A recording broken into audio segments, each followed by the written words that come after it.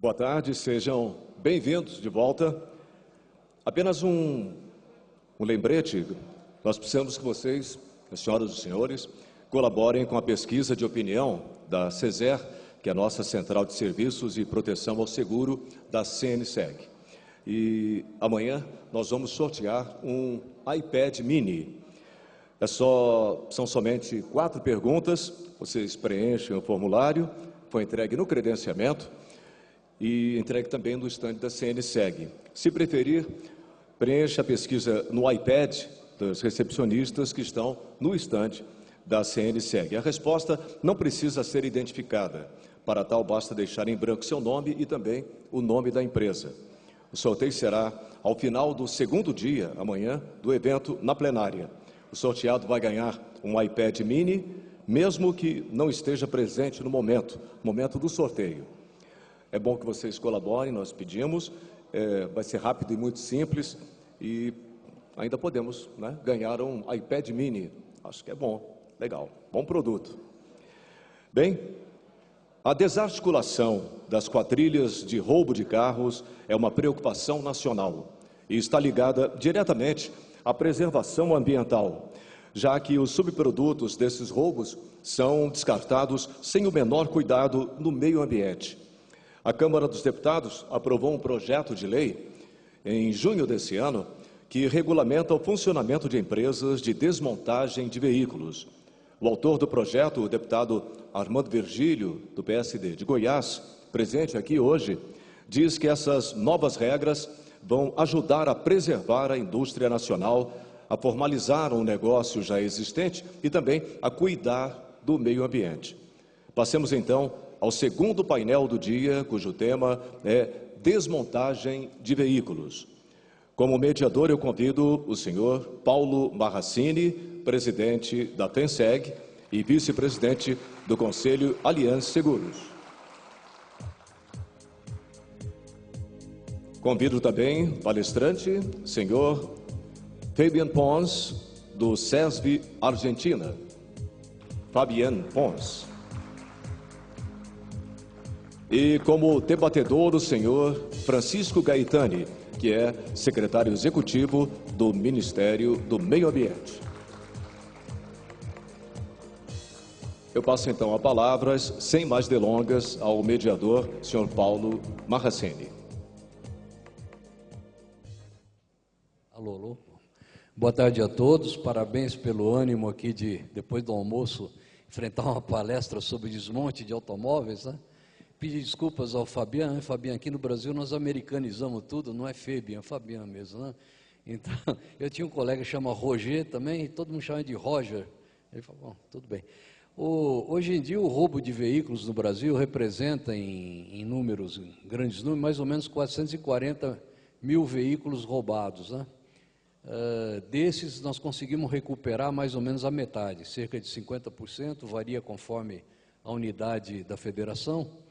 E boa parte desses veículos terminam nos desmanches ilegais que servem para reabastecer o mercado de peças. Então, há algum tempo que nós vamos batalhando por essa lei do desmonte legal, o Armando Virgílio conseguiu fazer passar a lei no Congresso, agora ela está no Senado em fase final, e nós na FENSEG contamos muito com isso para 3 coisas. A primeira delas é reduzir a criminalidade, reduzir o roubo de veículos. Com isso, nós também estamos protegendo o meio ambiente, né? Em vários países da Europa, a proteção do meio ambiente é o principal objetivo do desmonte de veículos, né? E o terceiro, que a gente espera que isso reduza o preço, porque nós vamos entrar num círculo virtuoso, né? Onde a redução da sinistralidade reduz o preço e, além do mais, o seguro popular poderia aproveitar, está em estudos pela SUSEP também, para reaproveitar peças que não estão danificadas, né, na reparação de veículos. Essa experiência já existe em vários países e a Argentina, aqui do nosso lado, né, já pratica isso há 10 anos, não, Fabiano? 7 anos. Então, tenho grande honra aqui de acolher o Fabiano, que nós já conhecemos de outras ocasiões, lá do SESV da Argentina, e que vai nos expor a experiência deles e que vai servir de modelo para a nossa, né? Muito obrigado, Fabiano. Ele chegou às 1h da madrugada e sai às 3h, então realmente agradecer o esforço também. Vai lá. Você tem 45 minutos, pelo que me disseram aqui, né? Mas as moças vão passar aí com um cartaz para te avisar. Bueno, buenas tardes a todos. En primer lugar, quería agradecerles a los organizadores de Conseguros, a la CENSEC, a Paulo, que nos conocemos ya desde unos cuantos años. Y el tema de qué se hace con los carros es un tema preocupante no solamente en Argentina y en Brasil. Voy a tratar de falar devagar, pero en español. Háganme señas si no me entienden. Este tema del reciclaje de carros tiene dos facetas bien diferenciadas. Uno es lo que explicaba Paulo, qué pasa con los autos que son robados o que tienen una destrucción total y deben ser sacados del circuito habitual de circulación. Y otro, que tal vez sea igual o más complejo, es qué se hace con los carros que llegan a la vida útil, al fin de vida útil. Tienen que tener en cuenta que en Latinoamérica, en Brasil, en Argentina, la vida útil de nuestro parque automotor está en el orden de los 10 años promedio. Nuestro parque vivo en este momento en Argentina es de 9.7 años. No solamente es qué se hace con los autos que llegan al final de su vida útil, sino también qué se hace con los pneus, qué se hace con el aceite, el óleo que se retira de los carros, qué se hace con tantas otras piezas de mantenimiento que hoy en día no está legislado en gran parte de los países latinoamericanos. ¿Cuál es el único consuelo que nos queda? Es que en Japón, por ejemplo, que tiene un parque vivo con una vida media de 4 años, recién se legisló en el año 2005. O sea que es una problemática global, mundial, pero que tiene legislación muy reciente. En Estados Unidos fue en el año 2003, en Japón en el año 2005, con lo cual es un tema muy preocupante. Otra de las cuestiones que quería recalcar es los motivos diferentes que tuvieron en Argentina y en otros países del mundo para legislar sobre el tema de autos que que tienen pérdida total o que son recuperos de robos. En la mayor parte del mundo se lo tomó como un problema del medio ambiente. En la Argentina se lo tomó como un problema del robo, cómo hacer para disminuir el robo de carros. Y eso es en lo que nos vamos a introducir, ¿no? Nosotros, a partir del año 1999, comenzamos a trabajar en el tema de fraudes en el seguro y empezamos justamente por el robo de automóviles, porque como no existía en la Argentina una fuente, una base de datos donde las compañías de seguros cruzaran información, era perfectamente posible que hacer una falsa denuncia, o no, me robaron realmente el carro, pero denunciar el robo del carro en 2, 3, 4 compañías de seguros distintas. Entonces, lo que empezamos a hacer a través del sistema integrado Sofía fue generar bases de datos para cruzar la información de forma tal de evitar el fraude. En el año 2000 le presentamos al directorio de CESBI Argentina por primera vez la idea de hacer un centro de reciclado de automóviles.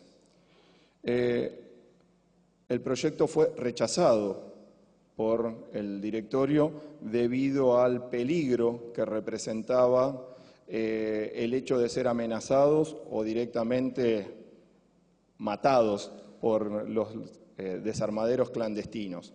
¿Por qué? Porque mayoritariamente esos desarmaderos clandestinos estaban manejados por la propia policía y no solamente estaba involucrada la policía desde tiempos históricos, sino que también había pasado a ser un refugio o una fuente de ingresos para la política, la pequeña política que le llamamos, la política municipal o estadual. Entonces, meterse a molestar a esa gente era altamente peligroso. En el año 2002 y 2003, Argentina sufrió la peor crisis económica de su historia y el robo de automóviles, de carros, prácticamente se duplicó con respecto al año 2001. Los dueños de CESBI Argentina, que son 8 compañías aseguradoras, que en el año 2000 habían dicho que era muy peligroso, dijeron, bueno, alguien se va a tener que sacrificar por esto y aprobaron el proyecto de hacer un centro de reciclado. Sinceramente, al principio no la pasamos nada bien. En el año 2005, en un solo mes, sufrimos 3 robos. Mi teléfono celular estaba pinchado, como decimos, me estaban escuchando constantemente qué era lo que hablaba y sabemos perfectamente que era la policía de la provincia de Buenos Aires. Pero bueno, después todo se fue tranquilizando porque hasta el propio Estado le convenía que un ente como CESBI, y que en realidad estaba representando al mercado asegurador, pudiera dar ese tipo de soluciones. El principal motivo de robo de automóviles en la Argentina es la venta de piezas de esos carros. Muy parecido a lo que dijo Paulo, en la Argentina se roban aproximadamente 60.000 carros por año y aproximadamente la mitad desaparece. De la mitad que desaparece, hay 3 grandes fuentes que los recogen. La más importante es los desarmaderos clandestinos. Hay otra parte de los carros que se siguen utilizando, sobre todo en el interior del país y en lo que es la periferia de la ciudad de Buenos Aires. Se usan generalmente como automóviles de alquiler en zonas como taxis o remises, en zonas donde hay muy poco control policial. Y hay una pequeña porción que son carros de alta gama que cruzan la frontera y generalmente se los ve, se los encuentra en Bolivia y en Paraguay, que son una especie de paraísos de vehículos robados, ya que, por ejemplo, hace un poco más de un año y medio atrás, el presidente de Bolivia, Evo Morales, blanqueó la situación de 10.000 carros robados en la Argentina, argumentando que todos los bolivianos tenían derecho a tener un auto.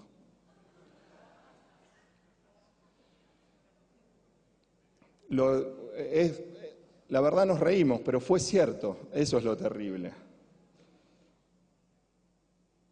Ay, perdón.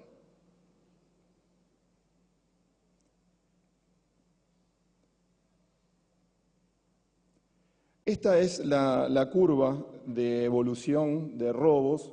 Fíjense que el pico más alto coincide con el año 2002 y 2003. En todos los países del mundo las crisis económicas traen aumento de robos y aumento de fraudes. Argentina no escapó a esta realidad. Hubo 2 grandes medidas que se tomaron en el año 2003. Uno fue lo que en Buenos Aires se conoció como Operativo Cerrojo, que fue controlar, ustedes si recuerdan la ciudad de Buenos Aires está por el lado este, cercado por el Río de la Plata, y todo el resto de la ciudad está rodeado por una avenida, que es la Avenida General Paz, que separa a la ciudad de Buenos Aires de la provincia de Buenos Aires. Lo que se había observado que gran parte de la delincuencia venía de la provincia de Buenos Aires, robaba en la ciudad de Buenos Aires y huía de nuevo a la provincia. Todos los pasos que cruzan la General Paz fueron controlados y eso ayudó a disminuir muchísimo la siniestralidad. Y por otro lado fue la aparición de esta ley de autopartes, que es en lo que nos vamos a explayar un poquito más.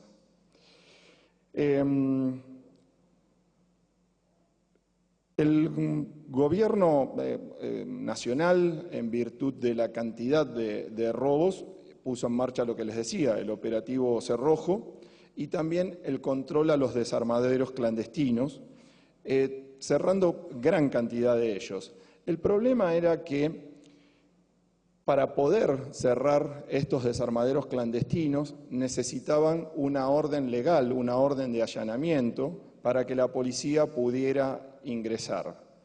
Generalmente los cómplices, queriendo o sin querer, eran las propias compañías de seguros que le facilitaban la documentación, le vendían autos de pérdida total a estos desarmaderos clandestinos y ellos lo utilizaban para presentar la documentación cuando tenían un allanamiento policial. Obviamente tenían 10 autos robados y tenían la documentación solo de uno, pero como también había complicidad policial, esto seguía evolucionando y cada vez había más y más grandes desarmaderos. El desarmadero más grande de la Argentina, al contrario de lo que pudiera creerse, no estaba en la ciudad de Buenos Aires ni en las proximidades, sino en una provincia llamada Mendoza, a 1000 kilómetros de la ciudad de Buenos Aires, donde su dueño se ufanaba, se jactaba de recibir 9 camiones diarios con vehículos robados, que tendrían entre 6 y 9 autos cada uno de esos camiones. Estamos hablando del año 2002 y 2003. A principios del año 2003, la senadora Perceval, justamente de la provincia de Mendoza, comienza a trabajar en un proyecto de ley para regular la actividad de estos desarmaderos clandestinos. ¿En qué se enfocó? Justamente en que no hiciera falta una orden de allanamiento para poder controlar esos desarmaderos y que pudieran tener suficientes controles partiendo de la informática para que su operación fuera sencilla en cuanto al control y complicado en cuanto a la forma de adquirir esos carros.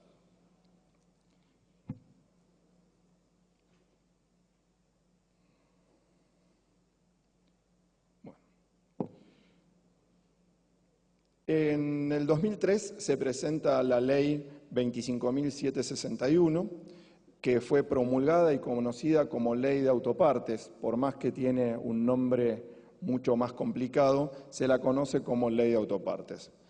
Las razones que presentó la senadora Perceval para llevar adelante esta ley fue el faltante de piezas de sustitución. En Argentina, a diferencia de lo que pasa en Brasil, que hay organizaciones de defensa al consumidor que son muy fuertes, en la Argentina no ocurre eso y lamentablemente lo que se llama ISC o Índice de Satisfacción al Cliente en cuanto a la provisión de repuestos por parte de las terminales automotrices apenas supera el 70%, cuando los estándares mundiales están hablando de un 94-96%, en Argentina apenas está en el orden del 70%. Eso hace que se genere un alto costo de las piezas de reposición, que también en ese momento había un alto índice de robo y de fraude con carros, el uso de certificados de documentación legal de ciertos carros para justificar el robo y la falta de rastreabilidad, la imposibilidad de saber cada pieza a qué carro correspondía. Así surge la ley 25.761 y nosotros participamos en el asesoramiento a la senadora Perceval, tanto desde el punto de vista técnico como también aportándole estadísticas de robos, ya que nosotros desde el año 2001 generamos las estadísticas para todo el país sobre robo de carros. Y eso se publica mensualmente, después se hacen informes trimestrales, semestrales y anuales, que dependiendo del resultado molestan a unos o molestan a otros, pero siempre molestan. ¿Quiénes fueron las partes que estuvieron involucradas en la redacción de esta ley, aparte de la senadora Perceval? Faxera, que es la cámara que agrupa a los vendedores de piezas, de repuestos, Acara, que es la asociación que agrupa a los concesionarios, a los dealers que venden los autos, ADEFA, que es la Asociación de Fabricantes de Automóviles de la Argentina, AFAC, que es la cámara que agrupa a las empresas que fabrican autopartes para que se puedan construir los vehículos, la Policía Federal, la Asociación Argentina de Compañías de Seguros y CESBI. El rol que tuvieron todos los participantes fue completamente distinto, mientras que Faxera, la Asociación Argentina de Compañías de Seguros, CESBI, apoyábamos la ley, Acara, ADEFA y AFAC no querían que hubiera una ley de autopartes.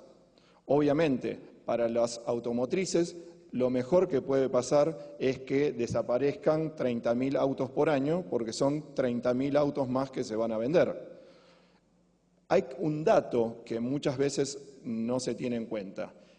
Según información de la Policía de la Provincia de Buenos Aires, el 30% de los homicidios que ocurrían en la provincia de Buenos Aires era en ocasión de robo de un carro.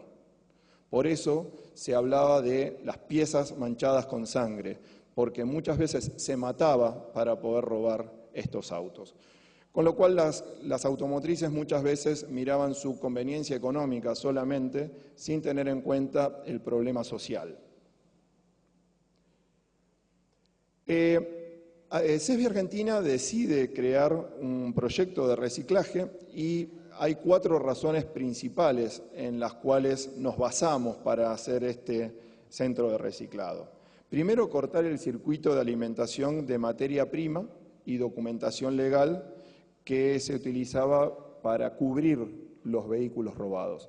¿Cuál era la teoría? Si todas las compañías de seguros enviasen esos autos que ya estaban fuera de uso por pérdida total o por recupero de robos, si ante la utopía de que todas las compañías de seguros nos mandaran esos carros a CESBI, toda la documentación legal que antes se utilizaba para cubrir los autos robados que estaban en los desarmaderos, ahora no tendrían cobertura, no tendrían una cobertura legal, con lo cual, ante el primer control o el primer allanamiento, iban a caer solos porque no tenían cómo justificar los autos que había ahí, que eran solo autos robados.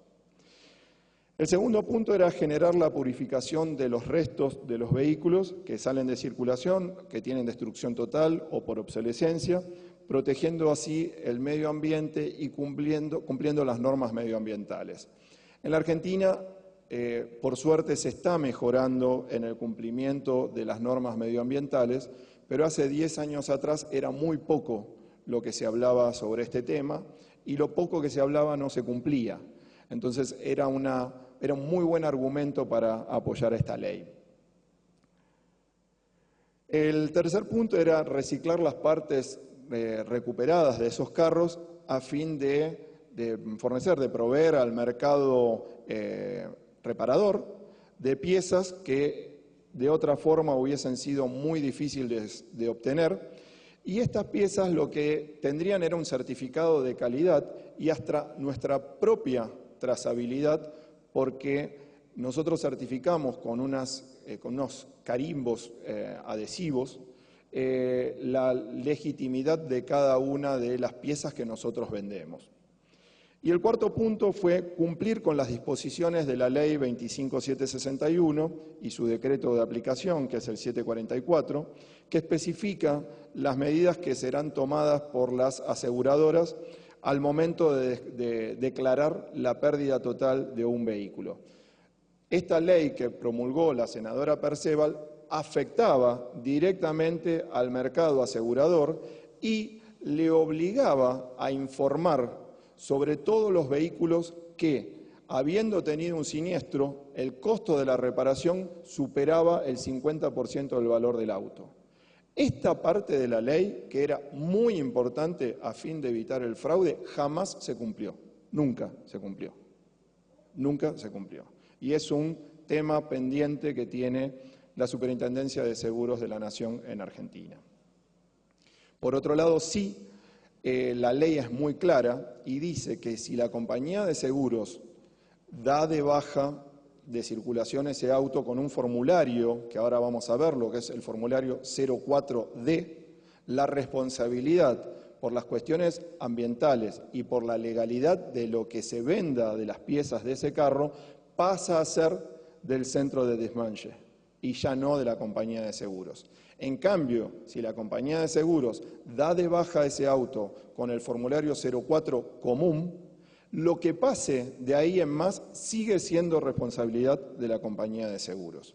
Por eso es que las compañías aseguradoras estaban tan interesadas, algunas, en que funcionara correctamente este proyecto de forma tal de estar protegidos ante la ley.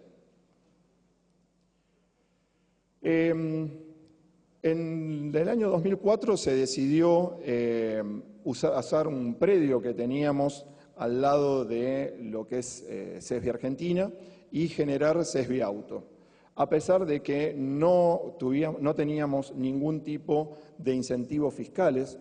Lo lógico sería que en estos proyectos a nivel nacional o provincial se diera algún incentivo fiscal tanto al creador del centro como a los fornecedores de los carros. No pasó esto. Las normas medioambientales tampoco eran muy exigentes, como decíamos anteriormente. Utilizar solamente para reciclar los autos que provenían de nuestros 8 socios. Después se amplió y nuestros parceros son 8 y después se amplió a otras 3 aseguradoras más. Para que tengan una idea, en la Argentina hay 61 compañías de seguros que operan en el ramo de automóviles y solamente 11 están haciendo este tratamiento legal con nosotros. Hay otros desarmaderos legales, pero con nosotros son solo 11. Para poder construir este centro, los parceros de Sesbi entregaron sin costo todos los autos de pérdida total que ellos tuvieron que pagar durante 2 años y medio. Con el producido de la venta de esos vehículos, más ciertos fondos que nosotros utilizamos, unos $150.000 propios, y además ya teníamos el terreno donde se construyó el edificio de Sesbi Auto, que ya lo habíamos comprado en el año 1996, pudimos construir lo que son el lugar de almacenado y desarme. Además, compramos otras 2 hectáreas enfrente que lo usamos como patio, como depósito de vehículos, que en este momento tiene 1.200 carros alojados ahí a la espera de ser desarmados. ¿Cuáles eran los productos y servicios que nos planteamos generar? Primero, la venta automática de esas partes garantizadas. Cada una de esas piezas tiene nuestro carimbo de calidad que lo certifica, pero el gobierno, con muy buen criterio, dijo: no se roba un carro por una pieza menor. Los carros se roban por algunas partes que son muy importantes. Entonces decidió que 34 piezas tuvieran una identificación con una etiqueta, un sticker, que provee el propio gobierno, y toda la trazabilidad de esas piezas se hace a través de un sistema informático que tiene cargado el número de cada uno de esos stickers, que son por triplicado. Una parte va al registro de la propiedad automotor, otra parte se la queda al centro de desmanche y otra parte va a la pieza. Todo eso está auditado por un sistema central que tiene el gobierno, con lo cual hay 34 piezas que la ley obliga que tienen que estar identificadas. Hay una cantidad de piezas que pertenecen a los conjuntos de seguridad, dirección, suspensión y frenos, que está prohibido venderlas, y el resto de piezas se puede vender libremente sin necesidad de tener ese sticker. Hago una salvedad porque todo es perfectible. Si están pensando en terminar el proyecto de ley, tiene que quedar perfectamente determinado cuáles son las piezas de seguridad. ¿Por qué? Porque en la Argentina no hay un listado de cuáles son las piezas de seguridad. Nosotros como centro de experimentación no podemos desconocer que gran parte de las piezas de la dirección, la suspensión y los frenos son piezas de seguridad. Pero hay piezas que forman parte de estos conjuntos que no lo son. Eso, por un lado, es muy importante definirlo, que quede claramente especificado cuáles son piezas de seguridad y cuáles no. Por otro lado, también la ley esta de autopartes, que se complementa con la ley de tránsito de la Argentina, dice que las piezas de seguridad pueden venderse siempre y cuando sean remanufacturadas por empresas creadas a tal fin, que tengan un permiso especial. El problema es que se legisló de esa forma, pero nunca se abrió el registro, la posibilidad de que una empresa pudiera inscribirse como reciclador de piezas. Hay vacíos dentro de la ley que, si están pensando en generar una ley, traten de que sea más completa que la nuestra y con menos errores que la que tiene la nuestra. El segundo punto era vender piezas a granel, justamente por esto que les estaba diciendo, para que los recicladores pudieran utilizar esta materia prima y volverla a convertir en piezas garantidas, porque eran piezas de seguridad y que tuvieran los suficientes controles que requiere la industria automotriz. Y el último punto era la venta de sucata y residuos que se usa como material, como materia prima.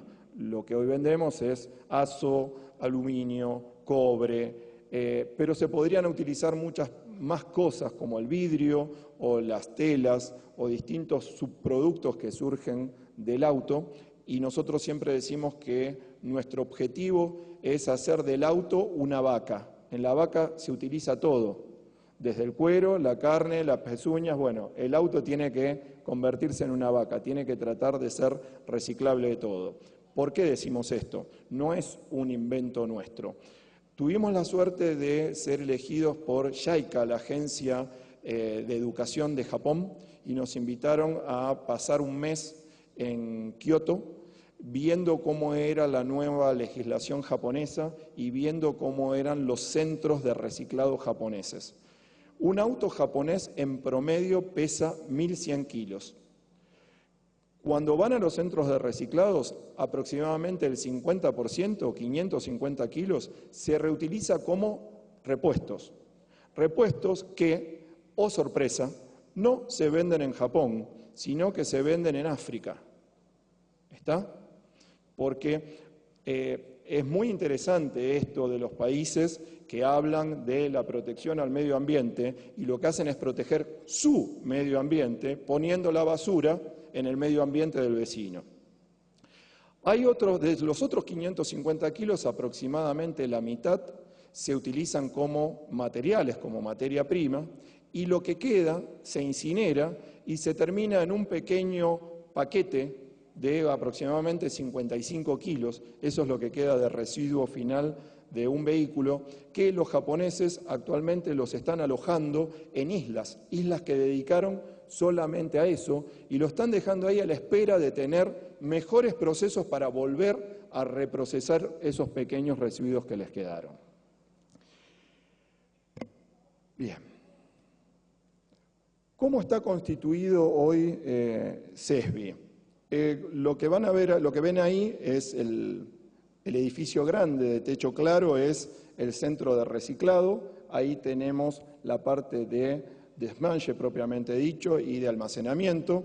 El edificio de al lado es el centro de experimentación y enfrente van a ver que tienen la zona de almacenamiento de vehículos, y una pista que nosotros tenemos para hacer nuestras pruebas y hacer cursos de manejo defensivo.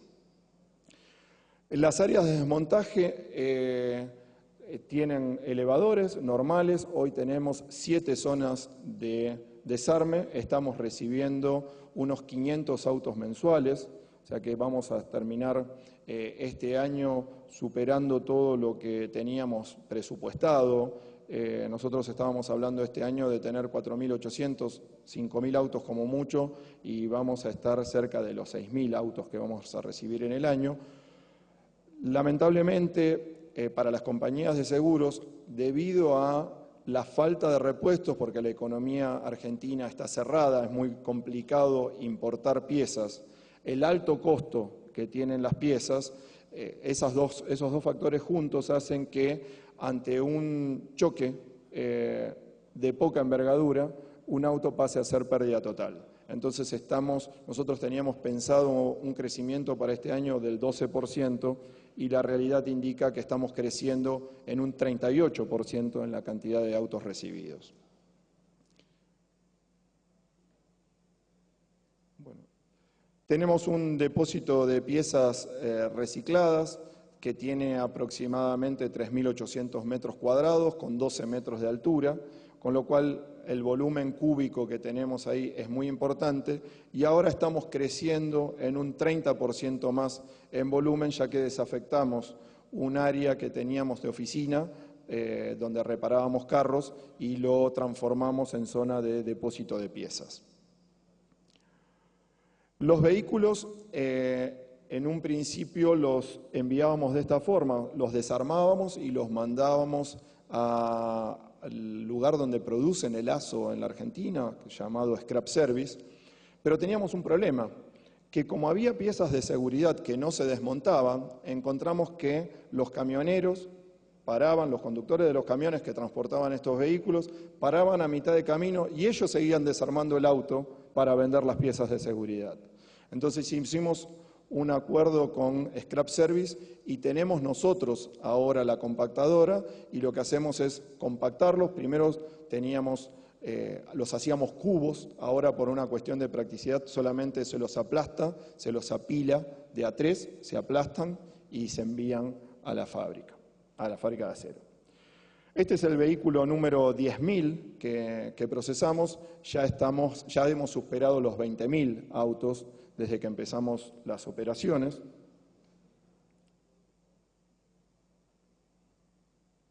Bueno, perdón.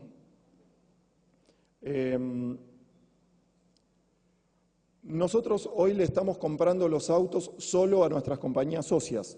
¿Y cómo es la forma de pagárselo? Se lo pagamos en función de lo que vendemos. No es lo mismo que me mande una compañía de seguros 100 autos incendiados, de los cuales lo único que tenemos es gastos, a otra aseguradora que nos manda 100 autos que tienen pérdida total, pero nosotros hay dos cláusulas, dos formas de dar de baja los autos.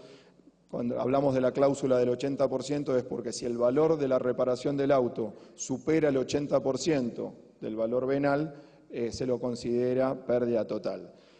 Muchas veces nos mandan pick-ups 4x4 o vehículos de alta gama, entonces no corresponde pagar lo mismo, sino que pagamos por lo generado. ¿Cómo? Le pagamos un 16% de todo lo facturado si nosotros tenemos que ir a buscar el carro al lugar donde esté, y el 24% si la aseguradora nos trae el vehículo.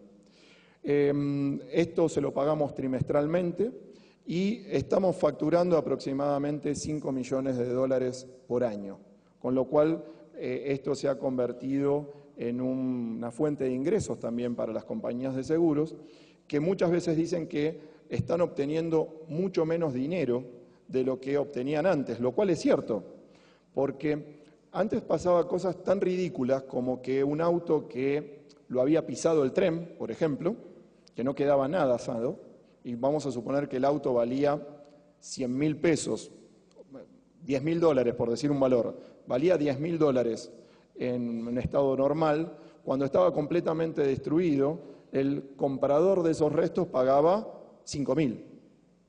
Pero si no se podía obtener nada, el tema era que lo que querían comprar eran los documentos. Entonces hubo una normativa de la Superintendencia de Seguros de la Nación que le prohibió a las aseguradoras vender los vehículos sin estar dados de baja. Entonces dijimos, ahora sí le van a pagar 50 dólares, 100 dólares. No, ya no le pagaban 5.000, ahora le pagaban 3.000. ¿Por qué? Porque tenían la factura de compra y era lo que salió a tratar de cortar esta nueva ley. Porque antes tenían una factura de compra, robaban 10 autos, compraban uno y justificaban todo el resto. Esta es la evolución de pagos que hacemos trimestralmente a nuestros socios. El último mes estuvimos ya cerca de los $200.000 por el pago de estos vehículos. Una cuestión que es interesante tener en cuenta, ya que están trabajando en este proyecto, es que cuando se generan estos centros de reciclado y pasa en todo el mundo, uno tiende a imaginarse que los grandes compradores de las piezas que se recuperan son las compañías de seguros. No, no pasa esto en ningún lugar del mundo. Y la explicación es muy sencilla. Cuando recibimos autos de pérdida total es porque han tenido un choque, un siniestro importante, con lo cual gran parte de las piezas externas del carro están destruidas, que es lo que más requiere el mercado asegurador. ¿Cuál es la principal fuente de ingresos nuestra? La venta de motores y la venta de cajas de velocidades. Eso representa el 65% de nuestras ventas. Y para que tengan un orden de magnitud, por cada 100 choques, por cada 100 siniestros de daños materiales que atienden las compañías de seguros, hay una pérdida total. Con lo cual es imposible abastecer al mercado asegurador de piezas cuando la relación es 100 por 1 y ese 1 está roto. ¿Está? Entonces, ¿a quiénes le vendemos? Le vendemos al cliente común, al cliente que pasa por la calle. No es nuestro gran cliente las compañías de seguros. Solo el 3% de nuestras ventas son a compañías de seguros.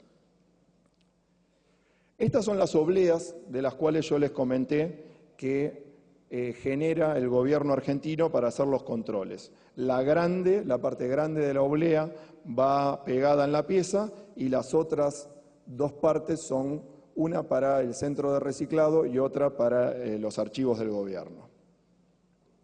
Estos son los formularios 04D, es la nueva documentación que generó la ley generada por la doctora Perceval, la 25761, para habilitar el desarme de los vehículos.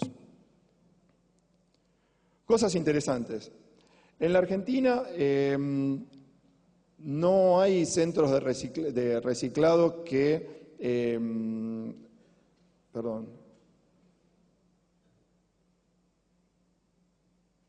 está bien.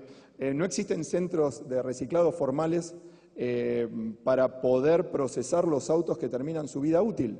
Solo están estos centros de reciclado que atienden los vehículos de pérdida total.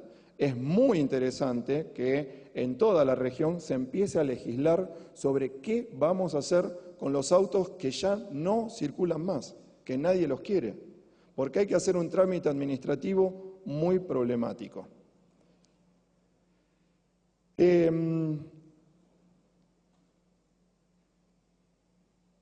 Como les decía, nuestro parque asegurado tiene 9,7 años de antigüedad.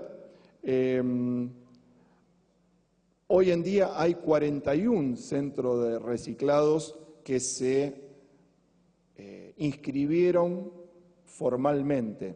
¿Qué es lo que pasa? Que los controles gubernamentales a esos centros, que en principio fueron muy estrictos y muy buenos, ahora se relajaron.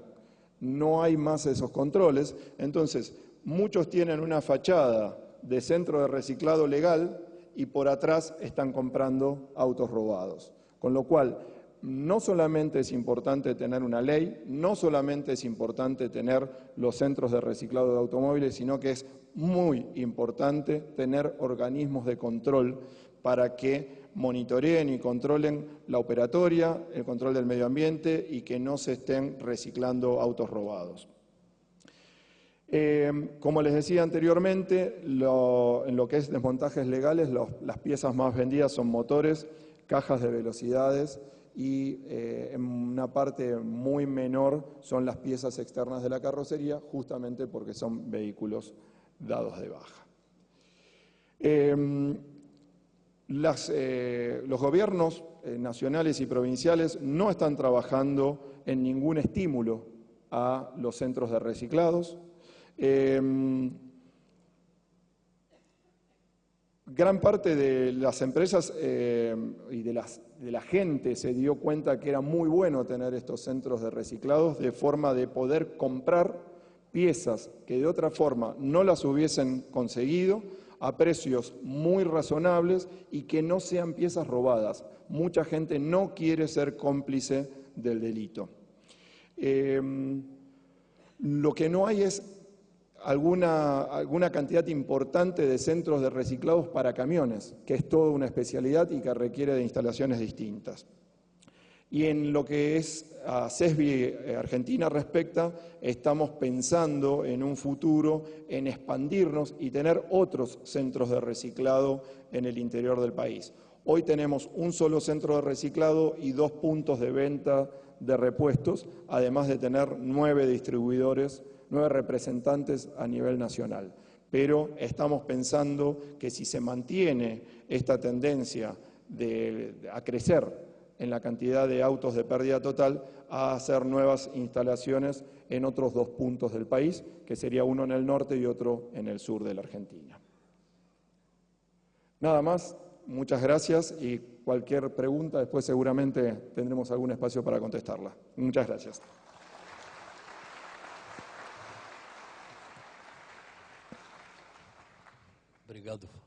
Obrigado, Fabiano. O nosso ministro Barroso hoje de manhã disse que o sonho dele é que nós tenhamos uma universidade de ponta aqui no Brasil com cursos em inglês e em espanhol. O Fabiano já está desde já convidado para ser um dos professores aqui. Quem sabe a nossa FUNENSEG possa ser esse embrião. O Fabiano já veio aqui 2 ou 3 vezes fazer uma palestra. Eu acho importante porque a Argentina, eu tive o privilégio de ser o responsável pela filial da antiga AGF na Argentina por 8 anos e na época a gente falava muito de uma brincadeira que nós fazíamos, um teaser, né, que nós fazíamos aqui, que era o efeito Orloff, né? Tinha uma propaganda de uma vodka que dizia eu sou você amanhã, né? Então nós falávamos muito que a Argentina um pouco mostra como é que nós podemos evoluir para uma outra situação, porque são países muito parecidos, né? E eu acho um privilégio que nós tenhamos essa experiência do CESV argentino para que a gente possa aqui no Brasil já ter meio caminho trilhado para isso, né?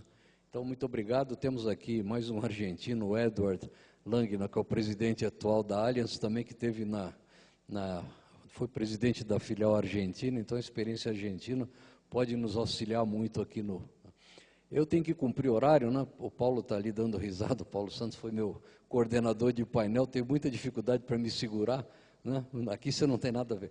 Eu gostaria de passar a palavra agora para você, para o nosso Francisco Gaetani, que é secretário executivo do Ministério do Meio Ambiente, quer dizer, uma área que tangencia bem isso que nós estamos tentando abordar com o nosso projeto de reciclagem de peças e de desmonte legal de peças. Então, gostaria da sua intervenção.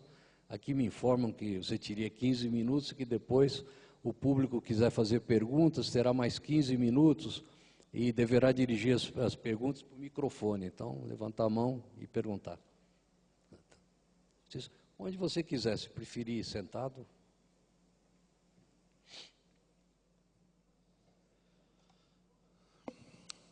Primeiro, queria agradecer a oportunidade de estar aqui com vocês, nessa tarde, discutindo esses assuntos, e dizer que, para mim, a tarde já foi ganha. Aliás, o mês já foi ganho, porque a experiência que foi relatada pelo Fabiano é tão interessante, tão exitosa, que eu já estava pensando assim, como imediatamente a gente procurar entrar em contato com você para ver como é que nós trabalhamos nessa linha, particularmente em relação ao setor da indústria automobilística, que é um setor estratégico para as nossas economias.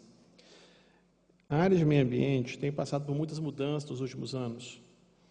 E quando eu vejo a história como ele contou, uma experiência dessa, tendo origem numa preocupação com os seguros, com roubos de carros, e como nós chegamos a essa realidade hoje, isso é um exemplo extraordinário da capacidade de iniciativa do próprio setor privado organizar soluções de interesse público. E soluções que alinham os interesses econômicos e organizam os incentivos de forma a ter uma solução virtuosa para a sociedade do seu conjunto. Nós estamos vivendo um novo momento na agenda ambiental brasileira. A agenda histórica, permanece, combate ao desmatamento, licenciamento ambiental, criação de unidade de conservação, mas existe uma nova safra de políticas ambientais, das quais a Política Nacional de Resíduos Sólidos é o melhor exemplo, que apontam na direção da agenda ambiental deixar de ser uma preocupação de Ministério do Meio Ambiente e passar a ser uma preocupação de toda a sociedade brasileira, de todo o setor produtivo. Hoje, a agenda ambiental perpassa o DNA de praticamente todas as empresas do país. Nós temos a Política Nacional de Compras Sustentáveis, a Política Nacional de Produção e Consumo, a Política Nacional de Resíduos Sólidos, a Política Nacional de Mudança Climática, e todas essas políticas têm um elemento em comum. Primeiro, ao contrário do ciclo anterior das políticas ambientais, são políticas com a preocupação de possibilitar mudanças e não de impor mudanças. São políticas que adotam uma abordagem mais de persuasão, de adesão, de pactuação, e não de comando e controle. Grande parte da nossa agenda ambiental é assentada em políticas de comando e controle. Só que, muitas vezes, nós temos um conjunto de legislações bastante ambicioso, mas que não tem aderência na realidade. Se nós formos observar o que foi a negociação do Código Florestal, cujo resultado final foi bastante equilibrado, nós evoluímos de uma legislação que não era cumprida, que não era levada a sério, para uma nova legislação que tem aderência, que foi pactuada e que foi negociada e que hoje é passível de implementação. Deve se iniciar agora no Plano Nacional a implementação do Cadastro Ambiental Rural em todo o território nacional. Mas com uma visão possibilitadora, com uma visão de alavancagem de oportunidades. Como é o caso também da Política Nacional de Resíduos Sólidos. Eu queria pegar emprestado, talvez, o caso deles para explicar o que nós esperamos, o que a gente deseja. Isso é o melhor cenário possível para uma Política Nacional de Resíduos Sólidos. No caso da política brasileira, a forma como ela foi desenhada envolve uma pactuação de 3 setores: as empresas, os consumidores e os governos locais. E nós estabelecemos que todos esses 3 atores precisam pactuar, precisam se organizar para a implementação dessa nova política. Resíduos sólidos é o caso clássico, é o caso exemplar, exemplificado pela experiência que o Fabiano nos relatou. Mas clima, nós vamos na mesma direção. Produção e consumo, nós vamos na mesma direção. Compras sustentáveis, nós vamos na mesma direção. Nós estamos passando por um processo de estruturação produtiva que já começou e que, no nosso caso, nós ainda estamos com dificuldade de visualizar onde ele vai terminar. Ele vai terminar numa economia muito mais ecologicamente amigável, de baixo carbono.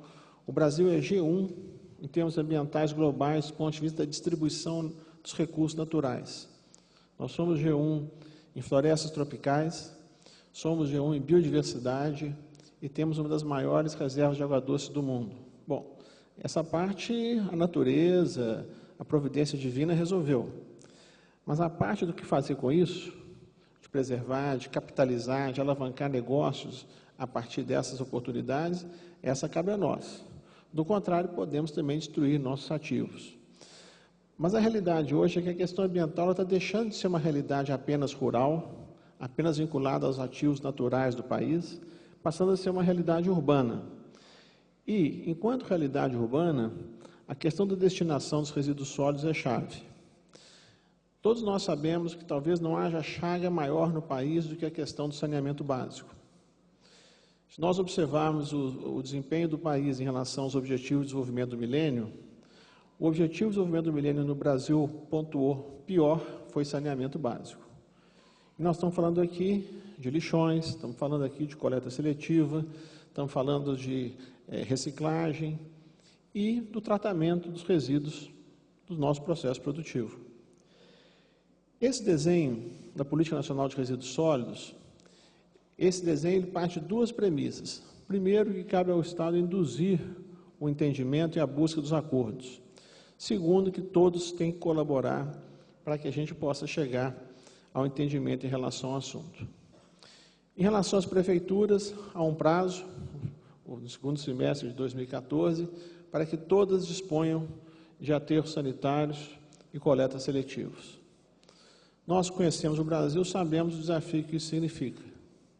E sabemos também que não é nem a primeira vez que a gente tenta isso. Vários aterros sanitários do passado hoje são lixões. E são lixões pela incapacidade de nós tratarmos o interesse público de forma adequada. E este é um assunto que a gente não pode tratar como nós tratávamos no passado. Não, no meu quintal não. Lá naquele outro lugar. Né?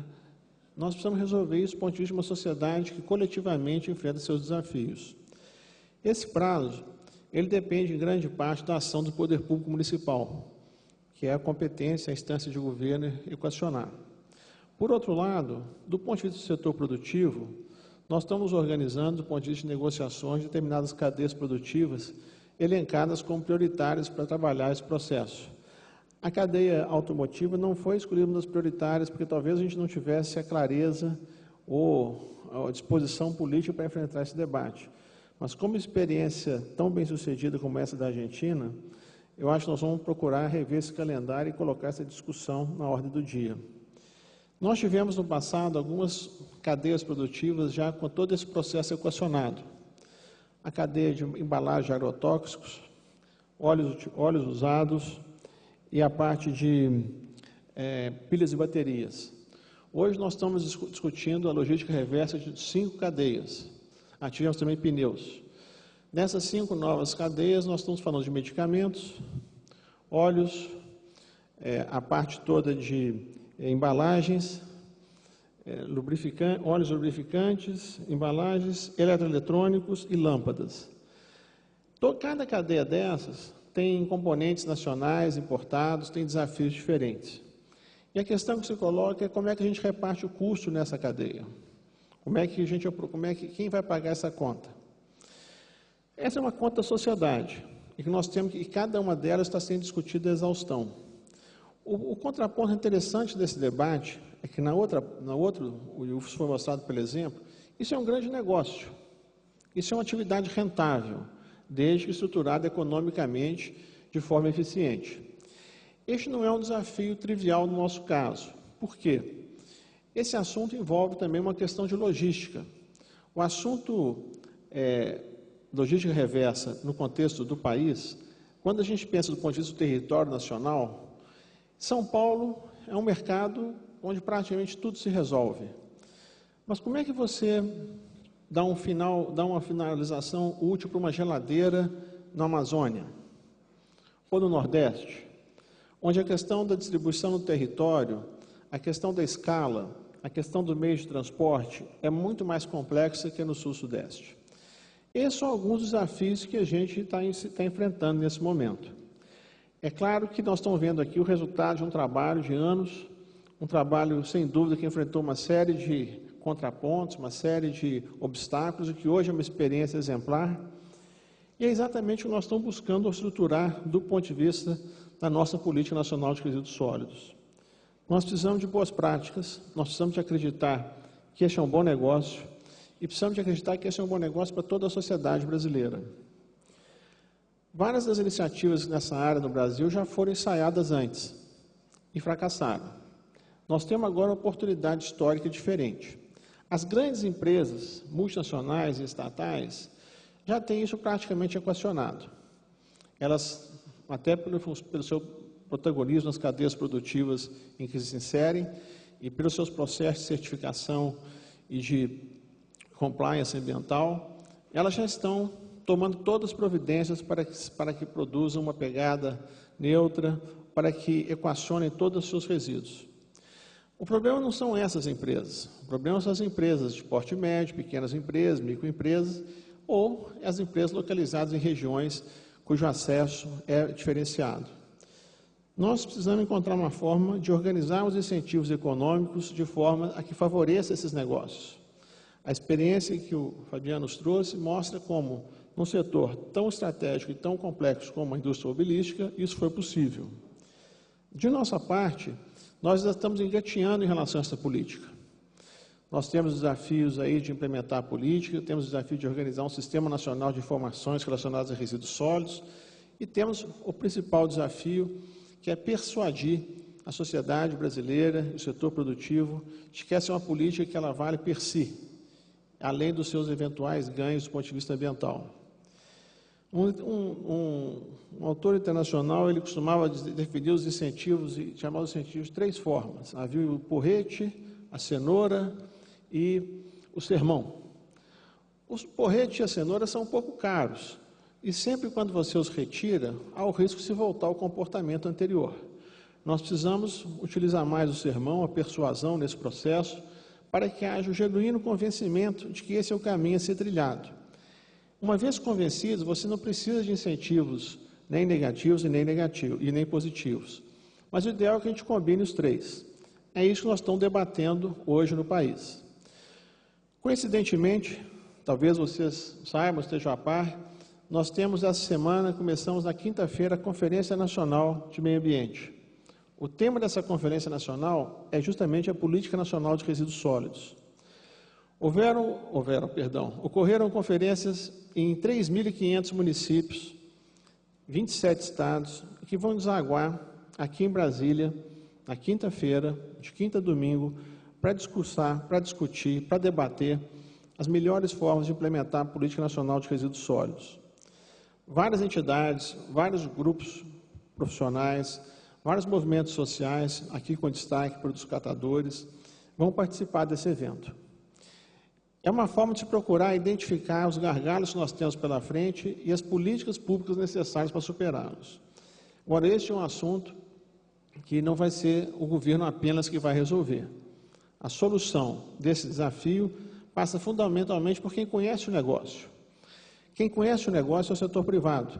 Qualquer atividade produtiva, qualquer empresário conhece mais do assunto do que qualquer burocrata.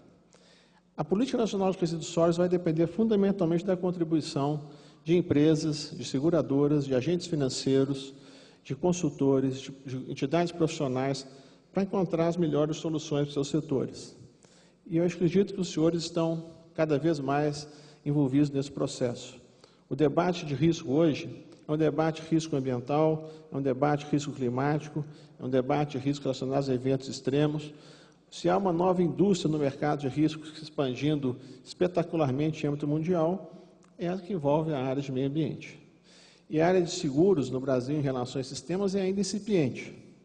Resíduos sólidos é uma parte desse mercado, uma parte pequena, uma parte incipiente, mas acredito que, do ponto de vista da área ambiental, vai ser muito positivo trazê-los para a modelagem desses problemas. E queria concluir parabenizando o Fabian pela excepcional exposição e depoimento. Estamos muito interessados, Fabiano. Depois nós vamos trazer para os nossos propósitos próprios lá no Ministério. Muito obrigado.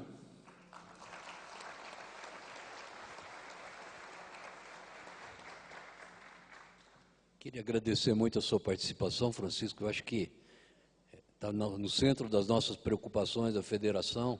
Foi muito útil. Agradecer aqui, em particular, ao nosso vice-presidente Tarcísio, da FENSEG, que foi quem sugeriu o seu nome, muito oportuno.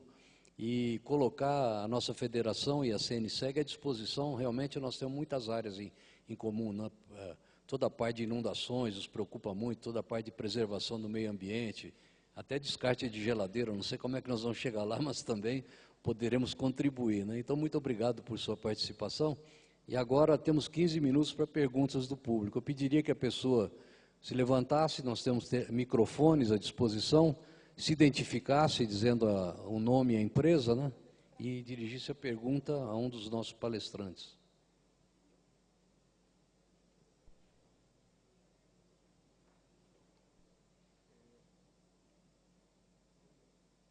Oi. Sí, anda. Yo me olvidé de comentarles un detalle. Según algunas cuestiones que estuve leyendo de Brasil, no solamente el tema medioambiental afecta por el costo y por los daños, sino que Brasil es un gran productor industrial, donde aproximadamente el 50% de su producción de bienes durables son exportados, con lo cual consume mucho azo, pero exporta ese azo y no se queda con la sucata. Hoy en día, la producción de azo en Brasil, que puede llegar a, en los hornos eléctricos, es un tema de ingeniería, pero en los hornos eléctricos para generar eso se puede utilizar un 30% de sucata y el resto de mineral. Brasil está usando solo entre el 6 y el 7% de sucata, cuando tendría un gran ahorro económico en todo lo que fuese su producción industrial si pudiera reutilizar gran parte de esa sucata que, como vimos en algunos lugares, estaban alojados cerca de tomas de agua que van a distintas comunidades, con lo cual a poder hacer una cruzada, poder hacer que el pueblo brasileño entienda esto y generar las condiciones, no solamente sería un gran beneficio social para Brasil, sino también un gran beneficio económico. Perguntas?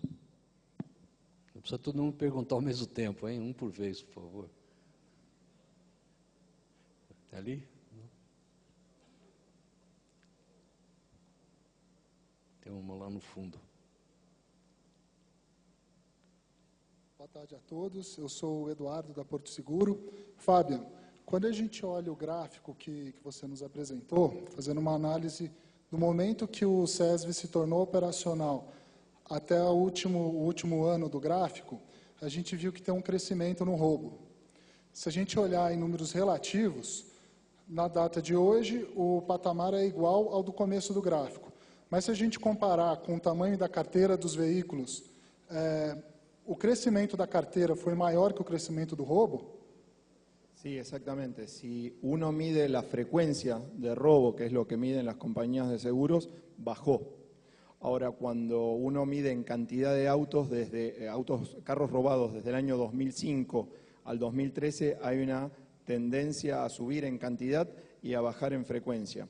Lo que nosotros consideramos en este sentido que si bien el negocio asegurador es un negocio estadístico que mide frecuencias, para el ciudadano común el hecho de que roben más carros es un riesgo para su persona. El crecimiento económico que tuvo la Argentina hizo que de haber un auto en la familia, por ahí hoy hay dos. Entonces es muy difícil explicarle a un ciudadano que antes tenía un auto, que no se lo robaron, y que ahora tiene dos y que le robaron uno, que en realidad tiene un crecimiento del 50% en la frecuencia. Es lo que sabe que le robaron un auto. Entonces siempre ponemos el mismo ejemplo. Cuando uno va a tomar un café a un bar, a una confitería, no se le ocurre robarse las pequeñas sacolas de azúcar. Ahora, cuando escasea el azúcar, todo el mundo se roba las sacolitas de azúcar. Porque el que roba es la persona, no el objeto.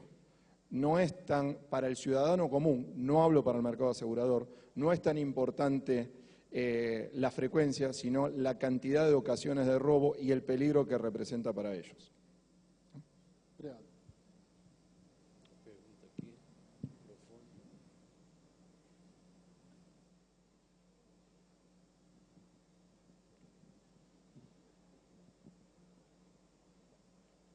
Boa tarde. Do ponto de vista do consumidor argentino, como que ele vê? Ele está sendo bem atendido? Pésimamente mal atendido. Pésimamente. Sí, y les pongo un ejemplo que nos atañe a nosotros como centro de experimentación. Ustedes saben que el intercambio de carros entre Argentina y Brasil es muy intenso por el Mercosur. Entonces yo suelo entrar a las páginas de Internet de Defensa al Consumidor de Brasil para observar cuáles son los recalls que tienen que atender las fábricas brasileñas o importadores brasileños de carros argentinos. Me recuerdo, por ejemplo, un recall que tuvo que hacer Ford por la Pickup Ranger porque se rompía un parafuso del cinto de seguridad. ¿Está? Y eso se fabricaba en la Argentina. Entonces decía, todos los carros desde el número 1 al 15, del 22 al 37, del 58 al 95, tienen que venir a los concesionarios Ford de Brasil para hacer el cambio de parafuso. Entonces pregunté lo mismo en Ford Argentina y nunca hubo un recall de eso, con lo cual, si uno tiene la desgracia de tener un vuelco con una Ranger en Argentina, se va a romper ese parafuso. La atención de defensa al consumidor en la Argentina es muy, muy pobre comparado con lo que es en Brasil, que tienen una muy buena atención al consumidor con respecto a la nuestra. Inclusive, a nossa lei serviu de modelo para a lei argentina. Claro, pero la cuestión es eso, no solamente quedar en la letra muerta de una ley, sino después aplicarla y darle argumentos al consumidor para que se pueda defender. CESBI Brasil hizo unos trabajos muy interesantes con respecto a lo que es defensa al consumidor, y la industria automotriz, aunque no les guste, tuvo que atender esos reclamos porque eran justificados y técnicamente estaban bien hechos. Mais alguma pergunta? Ali. Não.